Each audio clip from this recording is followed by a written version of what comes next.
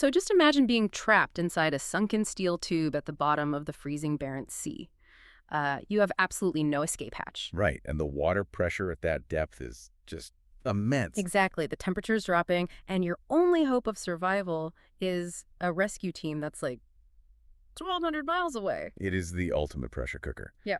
Because when you strip away the romanticism of the ocean, you are left with an environment that is, well, entirely hostile to human life. Yeah, the ocean really doesn't care about you at all. Today, we are looking at how humanity solves the impossible on the open water. And I think more importantly, what happens when our cutting-edge technology collides with our oldest, most deeply ingrained ideologies? Because the ocean forces a very stark choice on you. I mean, either you adapt through engineering or you succumb to the elements. And historically, the way we choose to engineer those solutions tells us everything about who we are as a society. That is the perfect framing for what we're doing today. So, welcome to the deep dive. We are really thrilled you're joining us because we know you're the kind of listener who wants the mechanics behind the history. You want those aha moments without all the fluff. Right. And our mission today is this really intricate exploration of source material from the Clive Cussler and Paul Kemperko's novel White Death. We are unpacking how maritime technology, high-stakes survival, and these fierce ideological battles all intersect across three wildly different timelines. So we're jumping from the year 1515 to a classified mission in 1935, and then right into the present day. And what becomes immediately apparent when you analyze these texts is that while the technology undergoes these staggering transformations, From wind-powered wood to laser-equipped subs, right? exactly, the core human motivations remain incredibly static. We see the same greed, the same fanaticism, really the same desperate instinct to save a life recurring across centuries. So we are going to dig into the physics, the sociology, and the underlying mechanics of these events to really understand why human nature on the open water operates the way it does. Let's go ahead and start that clock in the year 1515. A fascinating era for naval technology. Oh, for sure. So the setting is just before dawn. It's a dead calm in the waters west of the British Isles. Our protagonist here is Diego Aguirrez. He is this rugged Basque shipbuilder, a wealthy capitalist, and a master navigator. Right. He wakes up to the sound of water just gently chuckling against the wooden hull of his ship. There is absolutely no wind. He is completely paralyzed in the water. Which is terrifying when you consider who is chasing him. Yeah, he is being hunted by an inquisitor named Ignatius Martinez, a man known as El Brasero, or the Brazier, for his zeal in burning heretics. But this hunt isn't purely about theology, is it? No, not at all. I mean, theology is often just the public justification for what is fundamentally an economic and political operation. Okay, break that down for us. Well, the Spanish Inquisition operated much like a highly organized, state-sanctioned extortion syndicate. Their entire economic model was based on confiscation. So they were basically stealing from the people they accuse. Exactly. When the Inquisition accused someone of heresy or witchcraft, their property was immediately seized. And that stolen wealth didn't just disappear, it financed the Inquisition's massive infrastructure. Wow, so it paid for their secret police and their prisons and all that? Yes. And it enriched the inquisitors themselves. It was the compound interest of terror, really. And Aguirrez, as a highly successful shipbuilder who controls these lucrative whaling and cod fishing routes, well, he represents an enormous payday. But he also represents a political threat, right? Because the text points out that Aguirrez has been entrusted by a council of elders with the most sacred relics of Basque land. Right. And these are artifacts meant to eventually rally the Basques in a fight for independence from Spain. Which is the true danger to Martinez's hegemony. A wealthy capitalist is, an annoyance.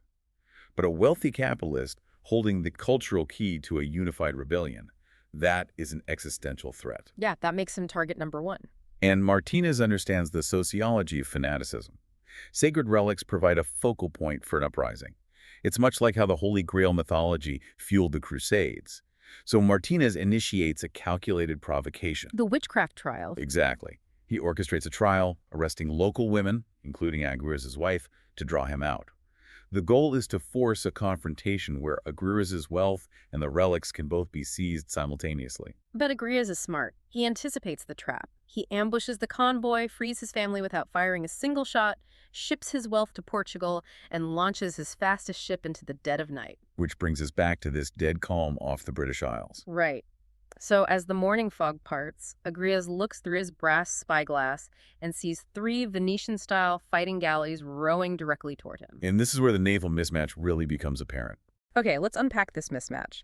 So Aguirrez is sailing a caravel, which is like a nimble, modern sports car of the sea. But because there's no wind, it's stuck in park. Yes. And coming at him are these three fighting galleys, which are basically heavy, slow-moving tanks, but they are powered by 150 oars rowed by condemned prisoners. The tank doesn't need gas, it just needs muscle. That's a great analogy. The fighting galley of 1515 is a machine designed for one specific environment, which is short-burst, forward-facing combat in relatively calm waters. Because they're really long and narrow, right? Yeah, long, narrow, and low to the water. And the propulsion system is brutal, but effective. 3 ranks of 25 oars on each side, manned by prisoners from the Spanish penal system who are literally chained to their benches. That is so dark. It is. They act as a biological engine. They don't rely on the vagaries of the wind. They rely on the caloric output of human beings, driven by the crack of a whip. So it's essentially 450 rowers pulling these massive warships toward Aguirrez, and these galleys are heavily armed, but in a very specific, limited way, right? Right. They carry about 50 arquebuses, which are early single-shot matchlock guns, but their primary weapon is a bombard. Okay, let's look at the engineering of that bombard. It's this massive cast iron high-angle mortar fixed to the right front side of the bow. I think of it like a sniper trying to aim a heavy rifle, but the sniper is wearing a full body cast and cannot move their neck. That's entirely accurate. So to aim the gun, they have to slowly shuffle their entire body to point at the target. The bombard has no elevation or training mechanism. To aim it, you literally have to steer the entire ship. Which perfectly captures the tactical limitation. Yeah. The galley is really an evolutionary dead end in naval architecture. It is a holdover from ancient warfare where the primary tactic was head-on ramming. So it relies entirely on overwhelming forward-facing brute force. Exactly. Now, contrast that with Aguirrez's ship, the Caravel. This is a massive technological leap forward. The text notes he built it for speed, sacrificing heavy armament. So let's look at the hull first. It's flush-built. Why does that matter compared to what came before? Well, prior to this era, many northern European ships were clinker-built. That means the wooden planks of the hull overlapped each other, kind of like the siding on a house. Okay, I can picture that. While sturdy, this created immense hydrodynamic drag. A flush-built hull, or carvel built, uses planks fastened edge to edge, creating a smooth surface. This significantly reduces water resistance, allowing for much greater speed and maneuverability. It just glides through the water better. Yes. And Aguirrez combined this tough, smooth northern hull with a hinged rudder, and most importantly, southern rigging, which is the lateen sail. This is where the physics get so fascinating. The lateen sail is a massive triangular sail adapted from the Arabic dhow. Before this, ships mostly used square sails, which essentially act like parachutes, right? Right. The wind hits the canvas from behind and literally pushes the boat forward. It's a simple transfer of kinetic energy. But a square sail is totally useless if you want to sail into the wind. Exactly. And the lateen sail changes the entire aerodynamic equation. It actually utilizes Bernoulli's principle, much like an airplane wing. Wait, really? Like an airplane wing? Yeah. When you angle a lateen sail correctly against the wind, the air traveling over the curved front surface of the sail moves faster than the air on the flatter back surface. This difference in velocity creates a pressure differential. Lower pressure on the front, higher pressure on the back. You got it.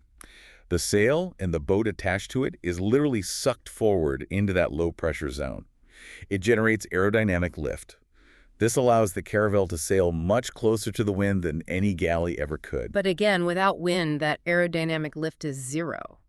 So Aguirrez has to rely on his own small crew of rowers just to inch his caravel forward. And he only has 2 heavy weapons, bronze cannons. And the fact that they are bronze, not iron like the galley's bombard, is a crucial piece of 16th century military tech. Yeah, to understand this, we really have to look at metallurgy. Cast iron is incredibly brittle. If an iron cannon is poorly cast or overpressurized, it doesn't just crack. It shatters like glass. Sending lethal shrapnel through its own crew, it's incredibly dangerous. But bronze, which is an alloy of copper and tin, is much more elastic. It can withstand higher internal chamber pressures without catastrophically failing. It will bulge before it bursts. Furthermore, Aguirrez hasn't fixed these cannons to the front of his ship. He has mounted them on wheeled carriages. Which is a huge deal, Rod. Total paradigm shift in naval warfare. A fixed weapon absorbs the massive kinetic energy of firing directly into the ship's structural timbers. That limits how powerful the gun can be without destroying the boat. But a wheeled carriage absorbs that recoil by rolling backward across the deck. Exactly. And it also means the gun can be quickly pulled inboard, reloaded, and run back out. His crews have drilled this process until it is mechanized. So Aguirrez leverages this technological superiority to lay a trap. He places both wheeled bronze cannons close together on the port side of his caravel and drapes a black cloth over them. He is deliberately presenting a profile of weakness. He wants Martinez to believe the caravel operates on the same outdated logic as the galley, that its flanks are unarmed and vulnerable. It seems almost too easy that Martinez fell for this. Was this arrogance on the Inquisition's part or just a misunderstanding of new technology? I think it's a mix of both, but mostly it plays directly into the psychology of entrenched power. Martinez sees what he expects to see. When an institution like the Inquisition is accustomed to absolute authority, it breeds intellectual laziness. They just assume they're going to win. Right. Martinez's worldview does not accommodate the idea that a fleeing, smaller vessel could possess the flexibility to strike laterally. He views the ocean as a linear battlefield. So the lead galley swings in close, assuming its side is safe, to rake the caravel's deck with its arquebuses. And then Aguirrez pulls the black cloth away. The gun crews have already sighted an imaginary circle on the water. The first cannon fires a fraction of a second early, snapping the beak off the galley, but the second cannon hits dead center. It smashes directly into the galley's front artillery platform.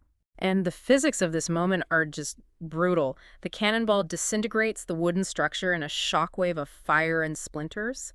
Because the galley is already being rowed forward at high speed, its own momentum drives its shattered open bow directly under the water. The sea rushes in, and the massive weight of the bombard drags it straight to the bottom in seconds. The human cost is staggering. The rowers are manacled to the benches. They have no possibility of escape. Yeah, even Aguirrez, hardened as he is, acknowledges the horror of it, though he reasons that drowning is a swifter end than the drawn-out agony of the Inquisition's torture chambers. And the momentum of the battle instantly shifts. The second galley tries to execute a flanking maneuver, pouring musket fire into one of the caravel's longboats. But then the environment finally intervenes. The wind arrives, the lateen sails fill with air, the pressure differential kicks in, and the caravel suddenly has unparalleled maneuverability. Aguirrez takes the wheel. He steers directly at the second galley while his marksmen lay down suppressing fire. The wheeled bronze cannons fire again. They completely obliterate the captain's quarters on the galley's stern, then hole it at the waterline. The second galley sinks, Leaving Martinez in the third galley. And this is where the facade of ideological supremacy crumbles. Martinez realizes the tactical reality has completely inverted. He is facing a ship that now possesses speed, maneuverability, and rapid lateral firepower. Deprived of his overwhelming advantage, his fanaticism gives way to self-preservation. He orders his exhausted rowers to turn the galley south and flee. He runs like a startled hare. Aguirrez briefly considers chasing him down. He has the speed to do it, and he wants to end the threat of the Inquisition. But he checks himself. He sees other sails on the horizon, likely Spanish reinforcements. Right. And he remembers his duty to his family in Portugal and his stewardship of the Basque relics. So he turns his caravel north toward Denmark, knowing that survival today means fighting another day. And, Aguirrez survives because his technology, the flush hull, the lateen sail, the wheeled artillery, it all allowed him to adapt to the fluid reality of the ocean.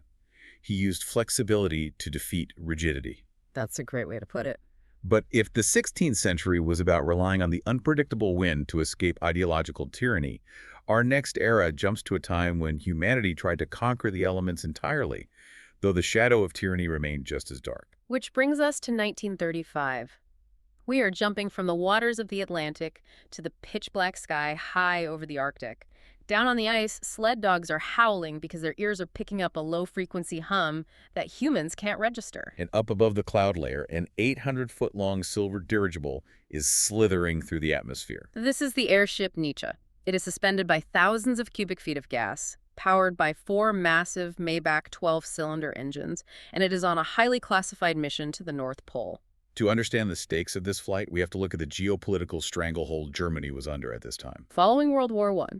Yes, the Treaty of Versailles severely restricted German aviation and military development. The emerging nationalist regime is desperate to break these chains, both practically and psychologically. They need a spectacular, undeniable demonstration of technological supremacy. Exactly. Reaching the North Pole in a secret, highly advanced airship provides exactly that. It's designed to be a fait accompli, a propaganda victory presented to the world only after it has succeeded. If it fails, it disappears into the ice and the secret is preserved. The tension of that geopolitical reality is perfectly encapsulated inside the control car of the airship. You have these three men who represent the fracturing psyche of 1930s Germany. First, you have Captain Heinrich Braun. He's a rigid, honorable Prussian naval officer. He operates on an ancient, strict code of honor and duty to the sea, even if he happens to be navigating the sky. Next is Hermann Lutz. He's the aeronautical engineer who designed the Nietzsche. The text says he looks like a jovial bartender with a walrus mustache. Lutz is a pure idealist. He actually believes that shrinking the globe with air travel will inevitably lead to world peace. And then, standing behind them, acting as the political commissar of the flight, is Gerhard Heinz. The sinister guy in the black leather coat. Right. He represents the secret industrial and military cartel funding the mission. He wears a pince-nez, and Lutz views him with visceral disgust. He actually compares him to a maggot. Heinz does not care about maritime honor, and he certainly doesn't care about world peace. No, he cares entirely about the triumph of the state. He is the embodiment of the emerging totalitarian ideology. But the physical airship surrounding them is a marvel of engineering. It's specifically tailored to survive an environment that has killed countless explorers. Here's where it gets really interesting. Let's dig into the chemistry of how this airship operates, because Lutz solved a massive problem inherent in dirigible flight. He utilized something called blogus. Right, and to appreciate this, we need to understand the fundamental physics of an airship. An airship floats because it is filled with a lifting gas, usually hydrogen in this era, that is lighter than the surrounding air. But as the engines burn liquid diesel fuel, the airship physically loses mass. It gets lighter. And as it gets lighter, the buoyancy equation changes. The airship wants to ascend uncontrollably. The traditional, highly dangerous solution was to vent the precious, highly flammable hydrogen gas into the atmosphere to reduce lift and maintain a level altitude. Which is incredibly inefficient and dangerous. It not only wasted lifting gas, reducing the ship's maximum range, but it also created an immense fire hazard. Right. Venting explosive gas next to running engines is not a long-term survival strategy. So Lutz engineers the engines to run on blogus. This is an artificial illuminating gas, essentially a hydrocarbon mixture that is chemically formulated to have roughly the exact same specific weight as the atmospheric air it displaces. It's essentially chemical ballast. As the Maybach engines consume the blogus, the mass of the fuel removed from the ship is perfectly balanced by the mass of the air replacing it. The ship's overall buoyancy never changes. They never have to vent hydrogen. It is a brilliant application of thermodynamics and fluid mechanics. Additionally, Lutz has integrated advanced defrosting systems to combat the lethal threat of Arctic icing. Freezing moisture can accumulate on control surfaces and add thousands of pounds of dead weight to the airframe in minutes, so the defrosting is critical. The Nietzsche is heavily insulated and carries redundant long-range radio equipment. It is arguably the most advanced piece of machinery on the planet in 1935. So they cross over the Spitsbergen Islands, moving over the Franz Josef Archipelago until they reach 85 degrees north. The landscape below them is a fractured, desolate expanse of pressure ridges and pack ice. And right in the middle of this frozen void, a lookout spots something impossible. Down on the ice, there is a small boat, stranded. This immediately forces a collision between the ancient laws of maritime survival and the ruthless calculus of modern political ideology. Isn't it fascinating how the ancient maritime code of honor instantly overrides the cutting-edge political agenda of the 1930s? Because Heinz, the industrialist rep, instantly demands they stay on course. Right. He claims he sees nothing through his glasses. His logic is entirely driven by the state's agenda. Their mission is to reach the pole in secret. If they descend, if they initiate a rescue, someone might use a radio, their position will be compromised, and the propaganda value of a surprise victory is completely destroyed. He orders Captain Braun to ignore the stranded boat. But for Captain Braun and Engineer Lutz, the ideological demands of the state suddenly evaporate in the face of an elemental truth. The laws of the sea. Yes. The Maritime Code of Rescue is not a suggestion. It is a foundational pillar of human existence on the water. For centuries, sailors have understood that the ocean is trying to kill them, and therefore the obligation to aid another vessel in distress supersedes all borders, all wars, and all political allegiances. So Braun informs Heinz with absolute icy authority that an airship navigating over a frozen ocean is bound by those exact same laws. The tension is explosive. Heinz actually lights a cigarette in the control car. Which is basically an act of suicidal defiance, considering they are floating underneath thousands of cubic feet of explosive hydrogen gas. It shows his complete contempt for the physical reality of their environment. But Braun ignores the threat. He takes command. He orders the helmsman to adjust the valving, and this 800-foot silver Leviathan begins a long, slow glide down toward the pack ice. It is a profound moment of moral clarity. Braun is fully aware that by defying Heinz, he is likely sacrificing his career and possibly his life to the ruthless political apparatus waiting back in Germany. Yet he chooses the immediate, tangible reality of saving a human life over the abstract, toxic demands of nationalism. It's an incredible image, this massive symbol of looming fascist power subverting its own mission to perform an act of grace. And this tension between an ideological mission and the physical reality of a crisis at sea perfectly sets the stage for our modern-day conflict, where the battle lines are drawn over the very nature of the ocean itself. Yes, we move from the high Arctic down to the Faroe Islands. This is a rugged archipelago situated squarely in the turbulent waters between Denmark and Iceland. And arriving in these waters is a vessel that visually disrupts everything around it. The Sea Sentinel. Visually disrupts is putting it mildly. The Sea Sentinel is a 170-foot research ship, but its hull is painted in this blinding, psychedelic tie-dye rainbow of colors. It looks like a hallucination on the gray North Atlantic. But beneath the carnival paint job, it is a highly capable vessel. It is operated by the Sentinels of the Sea, or SOS, which is a radical environmental direct action group. They have sailed into the Faroes accompanied by a flotilla of international media and a Danish naval cruiser, the Leif Erikson, which is shadowing their every move. Now, to make sure we're looking at this objectively, we need to carefully and impartially outline the conflict here. We aren't taking any sides. Right. To accurately analyze this confrontation, we must examine the deep sociological and environmental arguments driving both factions. It is a conflict where both sides are operating from a position of absolute moral certainty. Let's lay out the facts exactly as the source text presents them. Let's look at the perspective of SOS first. The group is led by Captain Marcus Ryan. He's a charismatic, media-savvy former naval officer who treats the environmental movement like a tactical military campaign. Beside him is Theri Weld, their highly intelligent legal advisor who ensures their aggressive tactics exploit the loopholes in international maritime law. They are in the Faroes to stop the Grandarap. And the Grandarap is the traditional Faroes hunt of pilot whales. From the perspective of Captain Ryan and SOS, this practice is an archaic, indefensible slaughter. The islanders use small boats to herd pods of pilot whales into shallow bays, where they are manually killed by severing their spinal cords and jugular veins. Ryan views this not as a harvest, but as a barbaric public spectacle, akin to gladiatorial combat, entirely unjustified in a modern, industrialized world. Beyond the ethical argument regarding animal welfare, SOS wields a very modern scientific weapon, biochemistry. Ryan points out that the pilot whale meat is actually highly toxic. And to explain the mechanics of this, we have to look at the bioaccumulation of heavy metals in the marine food web. Industrial pollutants like metal mercury and cadmium enter the ocean and are absorbed by microscopic plankton. Small fish eat the plankton, larger fish eat the small fish, and so on. Exactly. At every trophic level, the heavy metals are not excreted, they accumulate.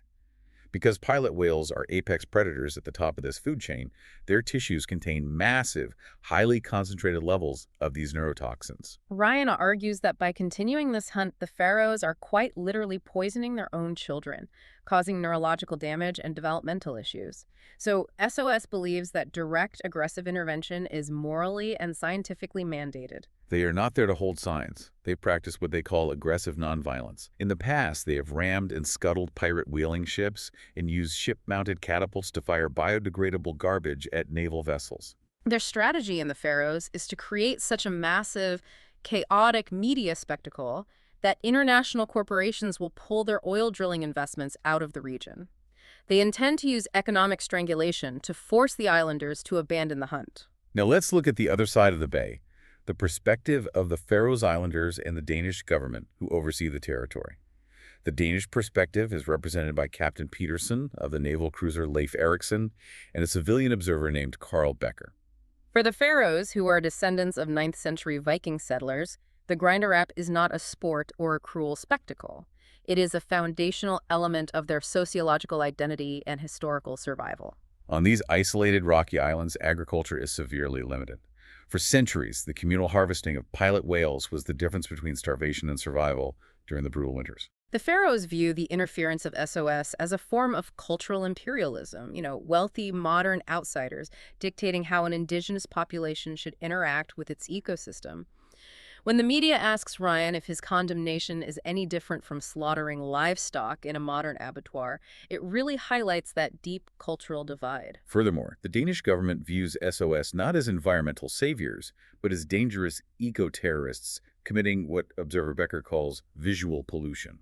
More importantly, Captain Petersen views the Sea Sentinel as a severe physical threat.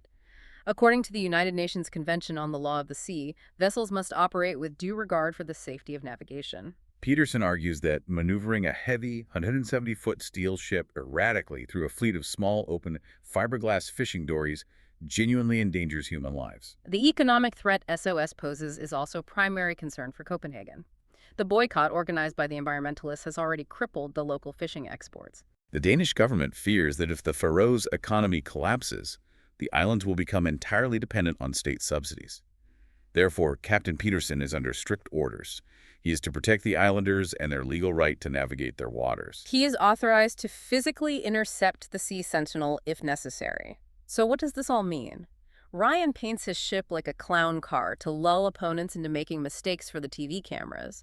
Is he an environmental savior or a cynical media manipulator? The text leaves it up to us to decide. And that moral ambiguity is exactly what makes the confrontation so volatile. Right. So the siren sounds. A pod of about 50 pilot whales has been spotted. The local fishermen immediately mobilize, executing a maneuver that is both a centuries-old tradition and a classic military tactic, a pincer movement. Dozens of small boats, ranging from trawlers to open dories with outboard motors, rush out to flank the pod. They sweep wide, forming a crescent-shaped line on the seaward side of the whales. By slowly closing the ends of the crescent inward, they create an acoustic and physical wall, driving the panicked pod toward the shallows. It's highly coordinated. But Ryan counters this traditional tactic with raw horsepower and fluid dynamics. He recently retrofitted the Sea Sentinel with massive, high-output diesel engines. He orders his helmsman to hit full throttle and cuts the wheel hard. He drives his 170-foot ship, slicing perpendicular right across the sterns of the small whale boats. He is weaponizing the hydrodynamic properties of his vessel. Yes, the Sea Sentinel has a very wide beam. When a broad ship moves at high speed, it displaces a massive volume of water, creating a deep trough and a huge following wake. By cutting closely across the sterns of the small boats, Ryan hits them with a sudden, localized tidal wave. The small outboards lose their propulsive grip in the aerated water of the wake. Boats start violently pitching and spinning, desperately trying to avoid capsizing. The acoustic wall is shattered. Gaps open up in the pincer line, and the highly intelligent whales instantly realize the trap is broken. They turn and bolt for the open ocean. From a tactical perspective, Ryan's maneuver is flawlessly executed. He saves the pod. But he crosses the line of engagement for the Danish Navy.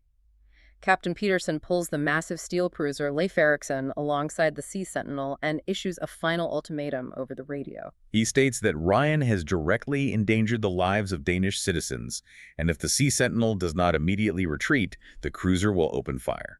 Ryan, having secured his footage for the media pool, calmly accedes. He agrees to fall back to open water, pointing out that a stray naval shell would likely hit the fishermen anyway. It appears that the volatile ideological standoff has been safely diffused through a tense diplomatic retreat. But then, the entire dynamic of the confrontation is rendered terrifyingly moot. The ideology doesn't matter anymore because the mechanics fail. Exactly. Chuck Mercer, Ryan's first mate, is at the helm. He suddenly starts shouting. The ship's wheel is locked solid. Ryan grabs the spoke, straining with his entire body weight, but the hydraulic steering system is completely paralyzed. An uncontrollable ship in close quarters is one of the most dangerous scenarios in maritime operations. Ryan immediately acts to kill their forward momentum. He calls down to the engine room, ordering his chief engineer, Cal Rumson, to cut the throttles. But the situation is escalating from a malfunction to a catastrophic runaway event. Rumsen reports that the controls are dead, and the massive diesel engines are actually accelerating on their own. The ship is basically possessed. The locked rudder slowly begins to pull the Sea Sentinel into a tight, inescapable turn to the right. And directly in the path of that turn is the broad, exposed flank of the Danish cruiser Leif Erikson. The Sea Sentinel transforms in seconds from a protest vessel into a 170-foot diesel-powered guided missile. Ryan radios Captain Peterson, screaming that they have lost steering and engine control. Peterson, operating under the assumption that this is a radical eco-terrorist tactic, initially refuses to believe it. By the time the reality of the mechanical failure registers, the physics of the situation dictate the outcome. A ship of that mass moving at high speed cannot turn or stop in time. The cruiser sounds its collision alarm, sailors scrambling desperately across the deck to escape the impact zone, but there is nowhere to go. The reinforced, sharp steel bow of the Sea Sentinel slams directly into the side of the Leif Erikson. The kinetic energy transfer is just catastrophic. The bow punches right through the cruiser's outer steel plates like a bayonet through fabric. The noise of tearing metal is deafening. The cruiser is holed below the waterline, and thousands of gallons of freezing North Atlantic water instantly begin flooding the lower decks. The Leif Erikson immediately begins to list and sink. It is absolute chaos. On the Sea Sentinel, the embedded television crews are screaming, crew members are thrown across the deck, blood is spilling in the crumpled bow. And in a chilling detail that hints at a larger conspiracy amidst this violent confusion, no one notices a mysterious, unmarked helicopter circling high above the collision. It hovers just long enough to observe the disaster, like a vulture confirming a kill, before vanishing along the rutted coastline. The ideology of the protest is instantly rendered irrelevant by mechanical failure or perhaps sabotage. Just like the Caravel and the Zeppelin, survival suddenly depends on rapid technological intervention. And that brings us to the Barents Sea. We've gone from a highly structured debate about environmental ethics directly into a desperate fight for survival. The Danish cruiser has sunk. Some crew made it out, but others are trapped inside the sealed, submerged compartments. Which necessitates a shift in our focus, 1,200 miles to the east, aboard the UMA ship William Beebe. This is a massive turquoise-hulled search and survey vessel operated by the National Underwater and Marine Agency. The deck is a complex array of heavy-lift cranes and winches. We meet Kurt Austin, the head of UMA's Special Assignments Team, and his marine engineering partner, Joe Zavala. They are currently testing an experimental, highly classified submersible rescue vehicle called the Sea Lamprey. And the parameters of their test dive perfectly encapsulate the audacity of the UMA team. I have to lay out how they test this thing because it is incredible. The water churns, and this machine, the Sea Lamprey, bursts the surface. It gets hoisted onto the deck, the top hatch pops open, and Kurt Austin climbs out. He leans over the railing and tosses a shiny, waterproof aluminum case down to an anxious Russian Navy officer, Commander Vlasov. Vlasov opens the case like it contains nuclear launch codes.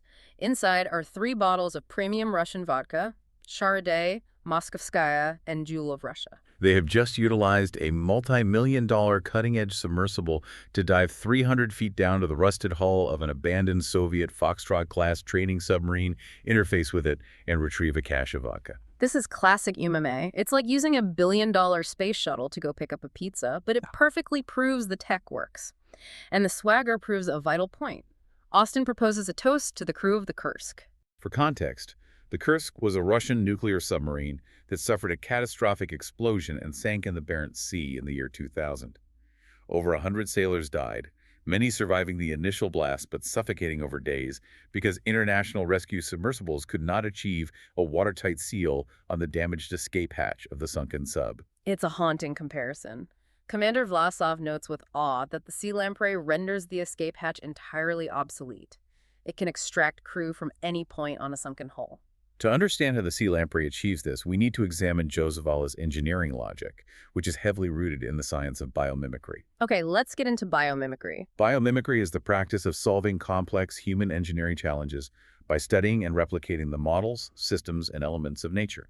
Nature has had millions of years of evolutionary trial and error to perfect its designs. And the specific biological model Zavala studied is the lamprey eel. Let's break down the biology first. A lamprey is a parasitic fish. To survive, it must attach itself to a fast-moving, thrashing host fish in turbulent water. It doesn't have hands or claws. It has a highly specialized circular mouth. It presses this mouth against the irregular scales of the host, creates a powerful vacuum suction to lock itself in place, and then uses a ring of incredibly sharp keratinized teeth to bore a hole directly through the skin to feed. It is a biological hole puncher designed for dynamic fluid environments. Zavala took that biological mechanism and translated it into mechanical engineering. The traditional problem with deep-sea rescue is that you need two perfectly machined metal rings, one on the rescue sub, one on the sunken sub's escape hatch, to align perfectly to pump the water out and open the doors.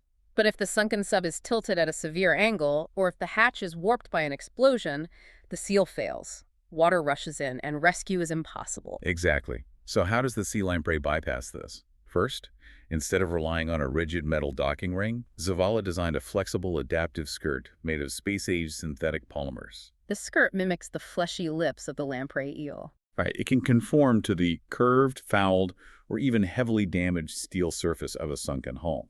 Second, instead of biological suction, the sub utilizes massive, high-capacity mechanical pumps to suck the seawater out of the space between the skirt and the hull, creating an unbreakable vacuum seal capable of withstanding the immense hydrostatic pressure of the deep ocean.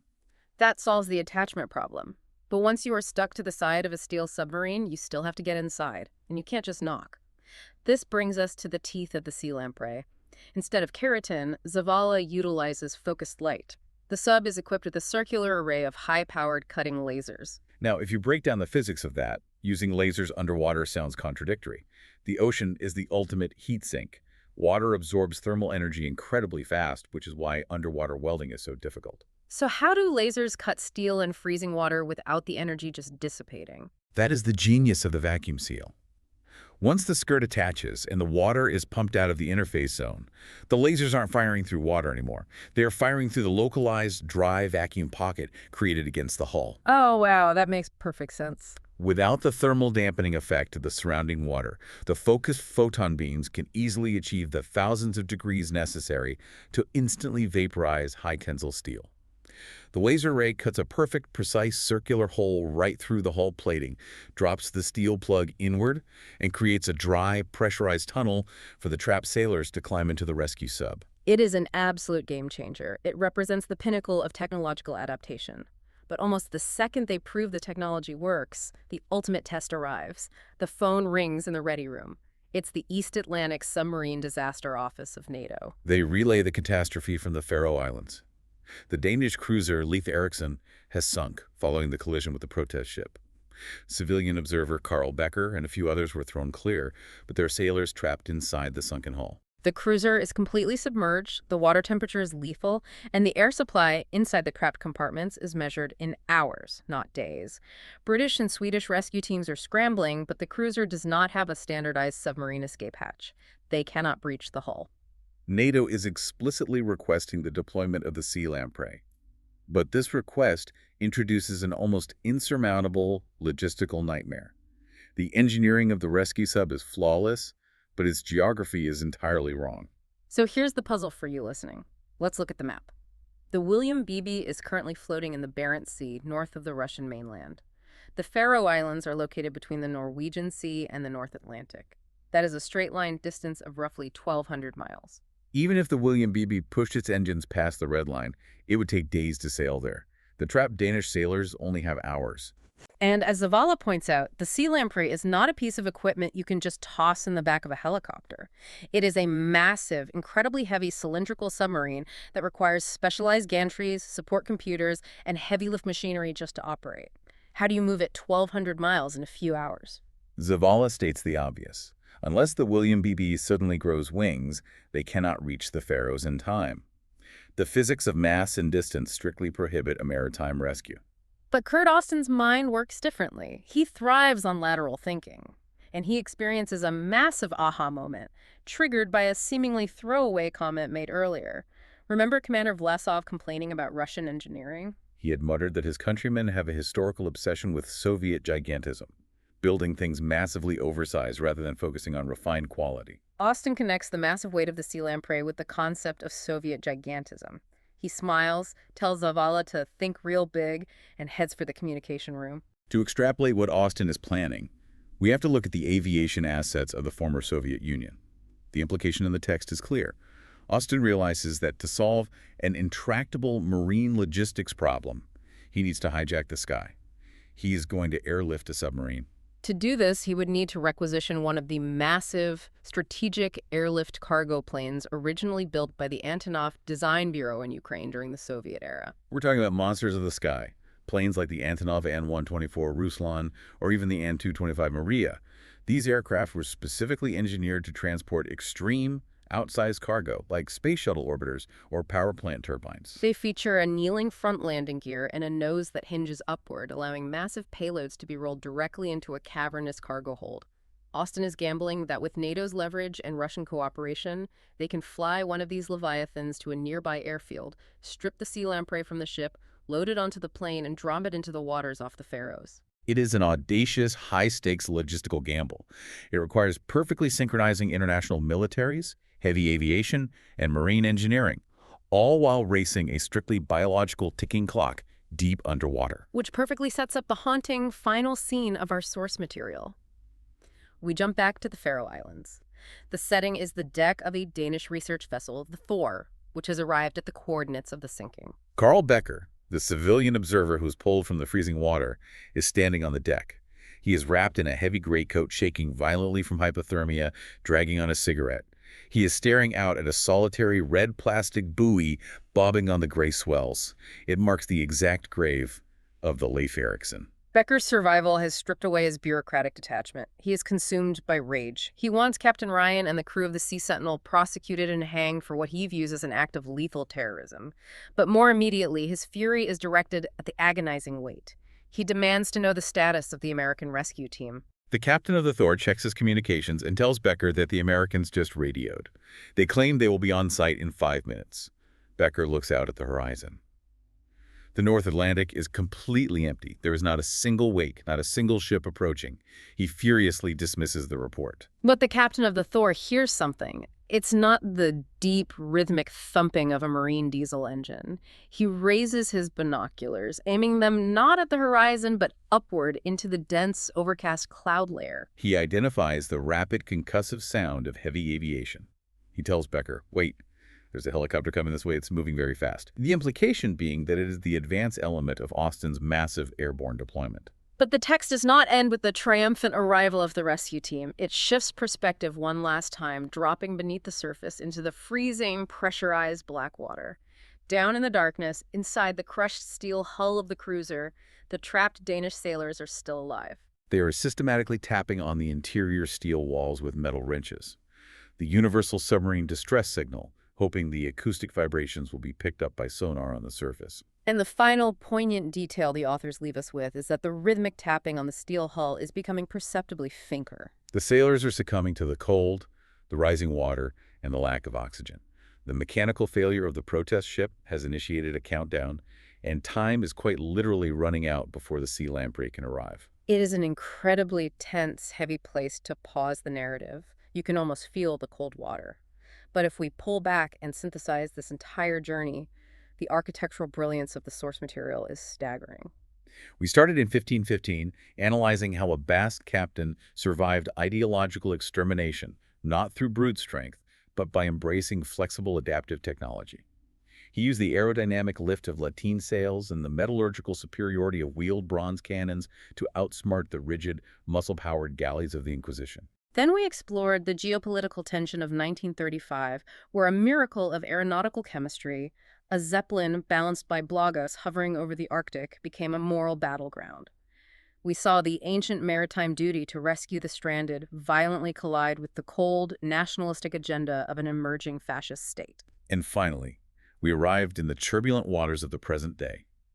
We dissected how a modern ideological battle over marine conservation, fought with fluid dynamics and direct action, was instantly rendered catastrophic by a mechanical failure. And the only hope to undo that destruction is another technological marvel. A rescue sub engineered through biomimicry, using the biological blueprint of a parasitic eel to wield lasers against sunken steel. It's an incredible evolution of machinery. It really is.